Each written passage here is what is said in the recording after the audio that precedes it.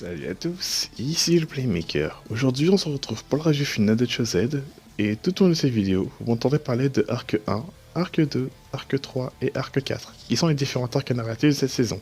La Longing Cap, la croisade de combat, le Dead Gran et l'Arcade Phoenix. Enfin je rappelle que les propos énoncés dans ces vidéos ne sont que mon avis personnel. Ceci étant dit, commençons. Un truc qui m'avait énervé dans God, ce sont les personnages secondaires, et notamment la BC Sol, personnages trop absents, sans intérêt, bref, on pouvait les oublier, ça changerait rien à l'histoire. Dans Cho'Zed, ça passe. Outre le Bay Club qui m'insupporte, les personnages soutiens comme le Ranbei Gumi par exemple sont pas trop chiants. Pour les personnages plus récurrents, on peut noter Ranjiro et Naru, la sœur d'Aiga, qui a créé Zed Achilles, rappelons-le, avec son frère, et les différents Blood qui suivent d'amitié avec Aiga dans l'arc 2, qui reviennent dans un autre pour aider Aiga pour ses entraînements. On a aussi quelques tentatives de rivalité entre Ranjiro et Fubuki, ou encore Fubuki et Suo pour en citer quelques-uns, mais ça a été vite oublié au fur et à mesure de la série. On a quelques personnages qui apparaissent uniquement pour faire vendre leur toupie, et qui n'ont pas de réel intérêt à être présents dans l'histoire en soi. Entre autres le comte Knight, qu'on a vu que dans l'arc 3, ainsi que Kyle et Ibel, Kit et Ifri. Je suis désolé, mais Ifri a été introduit dans Cho'Zed uniquement pour le fanservice et n'a aucun impact dans Cho'Zed. Il est là juste pour faire plaisir aux fans. Pour les autres anciens personnages, on a vu Louis dans l'arc 1 uniquement, j'en parlerai plus tard. On a revu Curse et Cisco pour 2 épisodes, un chacun, car ce sont des ex-champions du monde, donc les revoir ne me surprend pas. On a été connaître Sue et Nika avec Scout Trident, qui est la seule nouvelle God Bay à être introduite dans Cho'Zed, qui a son propre avatar. Chacun qu'on a eu l'occasion de voir combattre avec Best Excalibur, bien entendu Shu et Valt, les héros de la série. Cependant, très déçu de ne pas avoir revu Rantaro, Wakiya, Kensuke et Daina physiquement. Oui, parce qu'on les revoit sur une photo. La majorité des personnages introduits dans cette saison ont un lien avec un ancien personnage de la série, sans pour autant trop lui ressembler. Quoique, ça reste discutable. C'est plutôt cool, parce que ça aurait été très chiant d'avoir une version low cost d'un ancien personnage, chose qui risque d'arriver avec Genshi d'ailleurs. Chaque personnage est pour moi d'un ancien personnage, mais avec ses propres personnalités. Excepté peut-être pour Ranjiro et Rantaro, mais je pense notamment à Fubuki et Shu, ou Suo et Louis, et j'en passe.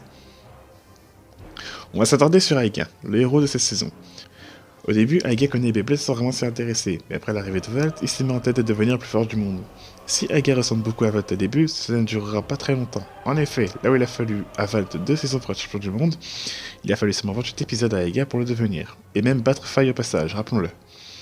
Aiga progresse plus vite que Valt, et va devenir omnibulé par la victoire et pratiquera même le Beyblade uniquement pour ça, donc tout le passage où il a la résonance noire. C'est seulement après une nouvelle défaite contre Faille et la destruction de son Achilles à l'arc 3 qu'il comprendra enfin que le Beyblade est avant tout fait pour s'amuser et créer des liens. Dans le manga, ce message sera transmis par Valt après que ce dernier ait accidentellement détruit Achilles. Mais que ce soit la version animée ou la version papier, Aiga s'excusera auprès d'Achilles pour l'avoir traité de la sorte. D'une certaine manière, le développement d'Aiga mixe celui de Valt et de Shu, ce qui est assez intéressant en soi, même son style de combat. Notamment sa chaussette Achilles, qui a plus ou moins le même gimmick que le chaussette Valkyrie au niveau des Ekakusei, et le changement de mode qui peut rappeler Zeta. Si au début, et surtout pendant l'arc 3, je ne supportais pas ce personnage, je me suis progressivement attaché à Aiga dans l'arc 4. Pas au point de devenir un des personnages préférés, loin de là, mais j'avais envie de le voir progresser après être parti de zéro. Exactement comme Valt pendant la saison 1, son lien avec Achilles est le fil directeur de cette saison, et les deux parviennent enfin à se faire confiance à la fin de la série, ce qui rappellera aux plus âgés d'entre vous un certain Jinga Agane. D'ailleurs, on a l'occasion de voir Aiga combattre contre son père, qui lui ressemble comme 2 gouttes d'eau en fait. Aiga est, depuis que Beyblade existe, le tout premier héros principal à avoir une toupie qui n'est pas de type attaque, pour le coup type équilibre. De ce fait, au lieu d'avoir que des coups spéciaux d'attaque, comme chaque héros de chaque génération, Aiga possède un panel de coups spéciaux offensifs et défensifs, lui permettant de s'adapter à chaque situation, ce qui est assez cool. On va s'attaquer à la partie la moins fun. Autant la saison 1, il y avait une petite histoire vite fait, la 2, on a eu le développement de Red Ice pour sauver la mise, mais la 3, c'est pas fou. Les arcs 1 et 2 sont basiques, tournoi, nouveaux personnages, combat et tout. D'ailleurs, à ceux qui ont pleuré parce que Louis n'apparaît que dans l'arc 1, c'est normal. Il est le premier obstacle d'Aiga dans la série, qu'il parvient à surmonter dans l'épisode 16. En donnant son level chip à Aiga, Louis a reconnu qu'Aiga était plus fort que lui. C'est une marque de respect et du coup son rôle dans le Cho'Zed, et par conséquent dans Beyblade Burst, est terminé. Il n'est plus champion qu'il était il y a 2 ans. L'arc 3 et 4, aïe aïe aïe. Dans l'arc 3, ultra répétitif. Les combats d'Aiga se déroulent tous de la même façon, et à la fin, il perd. Même l'histoire de la résonance en soi c'est très flou. Elle est mentionnée dans l'épisode 2 par le père d'Aiga, quand il dit que si la résonance entre une Choset Bay et son blader est trop fort, la toupie prend possession de son blader, chose qui n'est jamais arrivée. Alors soit les scénaristes ont oublié ce détail, soit le père d'Aiga s'est trompé, ce que je trouve dommage d'ailleurs, parce que j'étais vraiment intéressé par ce détail au début de Choset. Pareil dans l'épisode 1, Valt dit que Taiga a créé la première Choset Bay, toupie qu'on n'a jamais vue d'ailleurs. Et l'arc 4, Faille, un pseudo méchant qui débarque de nulle part, qui a pour sa motivation de devenir dieu de la destruction en érasant les toupies, qui peuvent être réparés en un seul épisode, comme nous l'a montré Shu. Et son combat contre Aiga, tout le monde félicite ce dernier comme s'il avait gagné un tournoi, alors que non, il n'a rien gagné du tout. Même Faille, il a rien perdu de spécial, il a juste le seum, puis il devient gentil, c'est quoi cette blague sérieusement? Après ce combat contre Valt, même s'il a bien flippé sa race, il s'en sort bien à la fin, et aura appris que le Beyblade c'est amusant, comme à la fin de l'arc 3, et à la fin de la saison 2 et de la saison 1 pour Valt. Là-dessus, il va falloir retravailler un peu vos scripts parce que c'est très répétitif. Et petit aparté sur le mode Kakusai, on a appris qu'il pouvait être désactivé en plein combat, et même activé pour le coup de Valkyrie dans l'épisode 51. Pourquoi pas, mais on l'a appris genre beaucoup trop tard dans la série. C'est dommage. Pas mal de gens ont eu du mal avec Burst au début, puisque l'héros principal n'est pas un personnage badass et surpété comme on le voit dans la quasi-totalité des shonen. Val de la saison 1, c'est un monsieur tout le monde, passionné des Beyblades, et il est très nul. Comme toute personne qui débute le Beyblade en fait, dans la vraie vie. Personnellement, ça m'a pas dérangé. À la saison 2, on a un développement sur Shu qui bascule du côté obscur, parce qu'il n'avait marre de faire botter les fesses par après tout le monde, entre autres Shirosagi. À la saison 3, en effet, et ça j'ai pas marqué tout de suite, l'histoire se concentre et se focalise beaucoup trop sur Aiga, là où les deux précédentes saisons, certains personnages secondaires étaient mis en avant à plusieurs reprises. Wakia, Daina, Cisco et j'en passe. Mais l'arc 3, c'est tout principalement sur Aiga. Les personnages ont eu quelques tentatives de développement via des pseudo de rivalité, mais ont été vite oubliés et même éclipsés. Même Hearts, qui était mis en avant dans l'arc 3, a été totalement oublié par la suite, et dans l'arc 4, il a eu autant de temps d'écran que Free sur la quasi-totalité de la série, ce qui est assez triste. Au passage, je tiens à quand même remercier les scénaristes de ne pas avoir opposé certains combats full fanservice qui auraient servi qu'à satisfaire les fans de certains personnages. Ainsi, Valt, Shu, Free et lui ne se sont pas affrontés les uns contre les autres dans cette saison. Et pour le cas de Valt, oui, il a affronté lui au début de la saison, mais c'est un match nul, pour le coup un no contest, donc le combat a été annulé. Et ce combat contre Free, c'est un combat d'entraînement, donc il comptait pas les points. Et à mes yeux, un combat entre Valt et Faille, même si ça aurait fait plaisir à beaucoup de gens, aurait été totalement contradictoire avec le peu de développement qu'avait posé Choset autour d'Aiga. Choset, comme l'ensemble de Burst en fait, contient pas mal d'erreurs de scénario. Et d'erreurs de scénario, et des pistes de scénario qui auraient pu être mieux travaillées. C'est dommage, mais n'oublions pas quand même que la cible de cette série, ce sont les enfants. Soit les enfants s'en foutent de l'histoire, ce qu'ils veulent c'est voir leur personnage préféré, et les combats de toupie à tout va. D'ailleurs, ça risque de poser problème pour Gachi d'ailleurs, étant donné que la quasi-totalité des personnages qu'on a vus jusqu'à maintenant n'apparaîtront probablement pas. Et pour le cas des Fafnir, j'en parlerai dans quelques semaines, mais ça risque de surprendre plus d'un.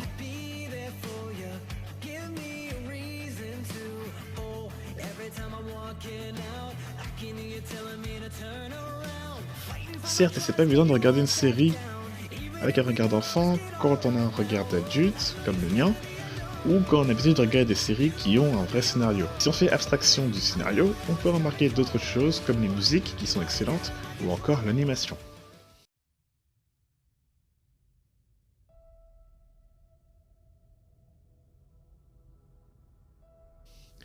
Le studio d'animation de Burst, c'est OLM, qui s'occupe de scènes assez bien animées, notamment dans Inazuma Eleven Ares Orion ou dans Pokémon Sun and Moon.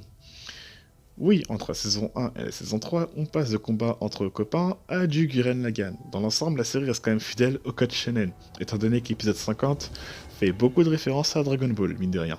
Niveau animation, on peut noter le générique, entre autres la version de l'arc 2, la transition de couleurs monochrome, et le combat Aiga contre Faille d'épisode 50, qui fait sauter le budget animation à 200%.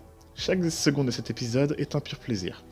Par contre, là où je ne suis pas d'accord, c'est que dans cet épisode, ils ont placé des flashbacks des personnages qui ont aidé Aiga tout au long de la série. Mais que les personnages japonais, Shan, Laban et Owi n'apparaissent pas une fois dans cet épisode, alors que c'est grâce à eux si Aiga maîtrise le Choset Slash, le Choset Shield et le Choset Sword. techniques qui ont été très utiles dans cet épisode, sans parler du fait qu'ils apparaissent de temps à autre, avec les 3 mêmes plans à chacune de leur apparition, c'est juste scandaleux d'être fainéant à ce point. Pour revenir sur l'animation, un très bon point concernant les mouvements de caméra. Un exemple que j'aime beaucoup, c'est le combat 5 Shock entre Air Knight et Chosed Achilles, qui varie entre les mouvements de caméra fixes et les caméras en mouvement. On peut aussi noter les améliorations des effets de tremblement et les étincelles sur les drivers. Je n'ai aucune notion d'animation, je suis pas professionnel dans ce domaine, mais vous remarquerez que les combats dans Chosed sont beaucoup plus dynamiques que ceux des précédentes saisons. Si vous regardez le tout premier combat de la série, Valkyrie contre Ragnarok, vous verrez que ce combat vous paraîtra très lent. Aussi, le combat sur fond blanc, j'avais jamais vu ça pour Beyblade, épisode 51, et franchement ça fait un gros contraste avec l'épisode précédent, qui était tout en couleurs et effets spéciaux, qui est à mes yeux le vrai combat final de Chosed.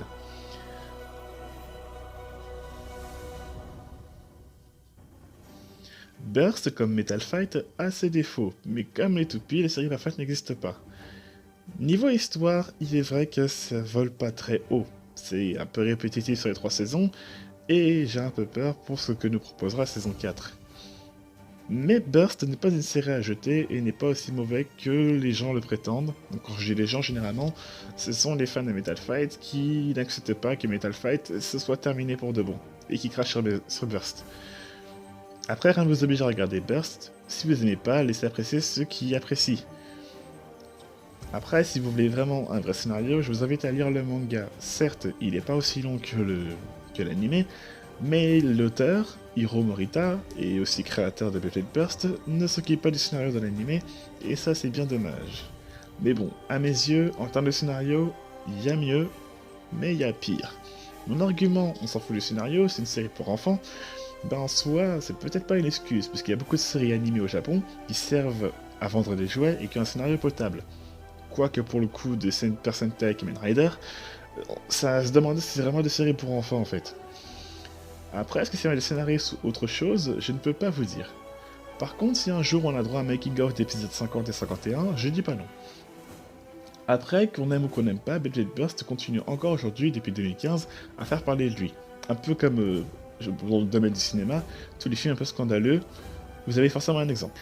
Et les ventes des toupies se portent toujours aussi bien, au Japon comme en France. Quoique qu'en France, je sais pas trop comment ça se passe pour l'instant. Malgré le scandale randonnée de métal qu'on a eu droit à la rentrée 2018, ben les turbos semblent bien se vendre mine de rien.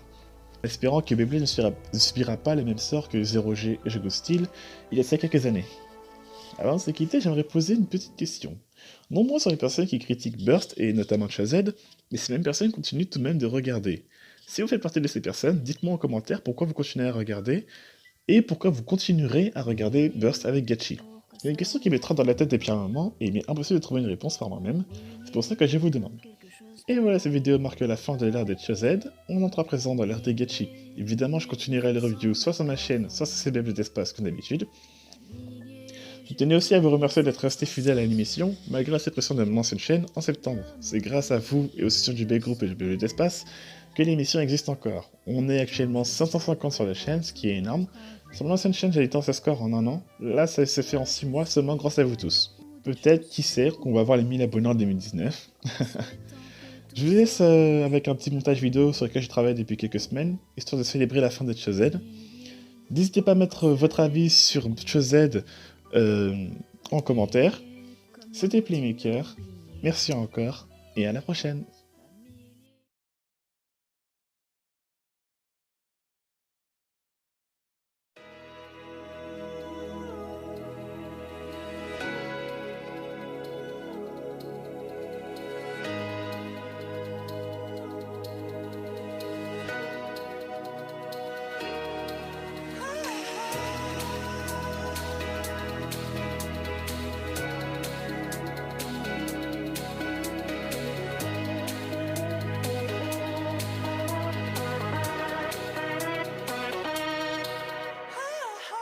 Gave my love to a shooting star. She moves too fast that I can't keep up. I'm chasing, I'm in love with a shooting star. She moves too fast when she falls, then I'll be waiting. Gave my love to a shooting star. She moves too fast that I can't keep up. I'm chasing, I'm in love with a shooting star. She moves too fast when she falls, then I'll be waiting. Gave my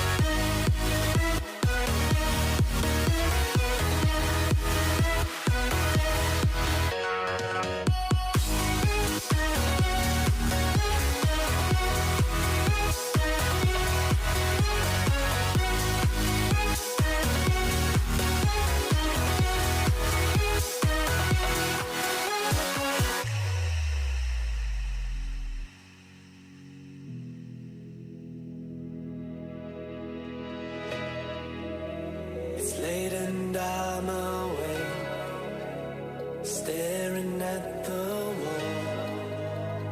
Open up my window, head floats out the door.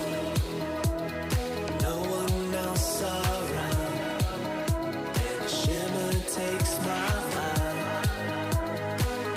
I lift my head, blinded by the sky. I know there's more to come. Jump back to my feet. I only see ahead of me, chasing down the street, down the street, down the street, down the street, down the street.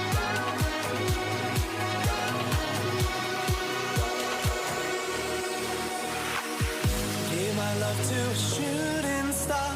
She moves too fast that I can't